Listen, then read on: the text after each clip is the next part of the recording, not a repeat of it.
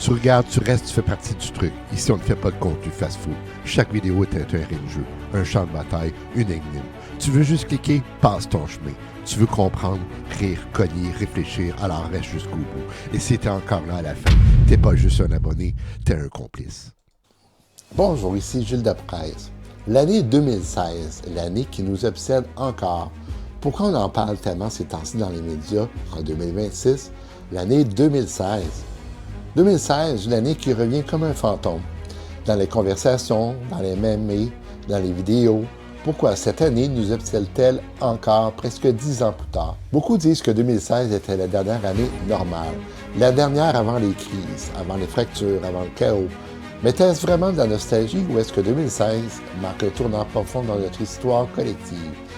Bien, on va regarder ça ensemble, pas comme un souvenir, comme une enquête sur l'année la plus étrange, la plus aimée, la plus regrettée de notre époque, 2016, l'année où tout a basculé. 2016, c'est le dernier moment d'innocence collective. Pour comprendre 2016, il faut comprendre ce qu'elle représente. Un dernier souffle d'insouciance, un dernier moment où le monde semblait encore léger. Internet avant la tempête. Les réseaux sociaux étaient encore amusants. Vine explosait. Instagram n'était pas une machine à influence. TikTok n'existait pas. Les algorithmes n'avaient pas encore transformé nos vies en compétition permanente. Internet était un terrain de jeu, pas un champ de bataille. Pokémon Go, l'utopie éphémère. 2016, c'était aussi Pokémon Go. Ce moment improbable où des millions de gens sortaient dehors ensemble pour chasser les créatures virtuelles. Une parenthèse enchantée, une utopie temporaire, un monde où la technologie rapprochait au lieu de diviser. 2016, c'était aussi le dernier été léger. 2016, c'est le dernier moment où la culture numérique semblait encore innocente, avant que tout ne devienne lourd, avant que les réseaux ne deviennent toxiques, avant que la réalité ne rattrape tout le monde. Une année culturellement surpuissante. 2016, c'est aussi une année culturellement monstrueuse, une année où tout semblait iconique. Une année où la culture pop frappe fort et reste. Le cinéma, c'était l'âge d'or moderne. Au cinéma 2016, c'est une déferlante. Des films qui deviendront cultes, des univers qui explosent, des franchises qui dominent. C'est une année où Hollywood semble encore tenir debout avant la fragmentation. La musique, créativité au sommet. En musique, 2016 est un sommet au niveau musical.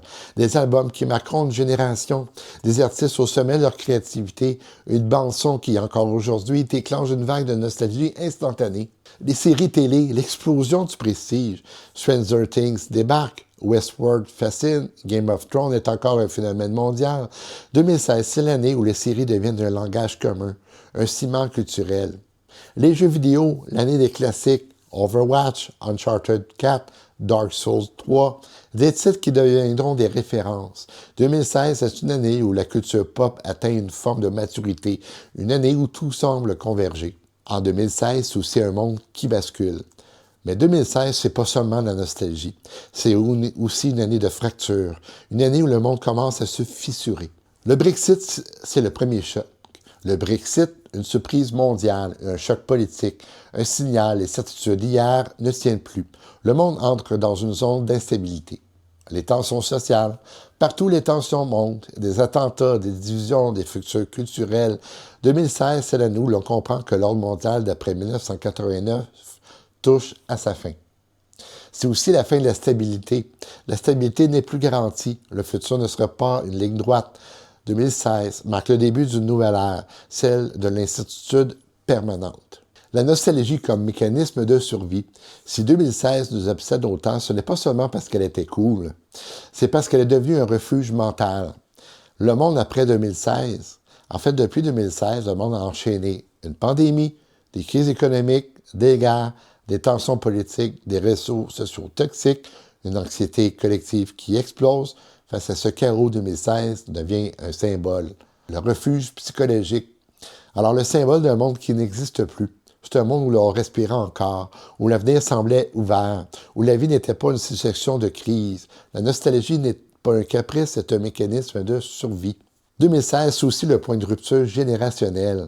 Pour la génération Z et les jeunes milléniaux, 2016 est un marqueur identitaire. C'est l'année où beaucoup avaient 14, 16, 18 ans. L'âge où tout est intense, où tout est formateur. 2016, c'est l'année dernière avant la dernière année avant l'âge adulte, avant les responsabilités, avant les crises. C'est une capsule temporelle, un souvenir collectif, un moment où la vie semblait encore simple, même quand elle ne l'était pas. C'est aussi une année mythique. Chaque génération a son année mythique. Pour celle-ci, c'est 2016, parce que l'année où elle a compris que le monde pouvait basculer et qu'il l'a fait. En conclusion, la fascination pour l'année 2016 n'est pas un hasard. C'est un symptôme. Le symptôme d'une époque qui cherche un repère, un point d'équilibre, un moment où tout semblait encore possible. 2016 n'était pas parfaite, mais elle était stable, lumineuse, vivante. Et si on revient au temps, c'est peut-être pas pour fuir le présent. C'est pour se rappeler que le monde peut être différent, qu'il a déjà été et qu'il peut le redevenir. C'était Gilles Deprez. Merci.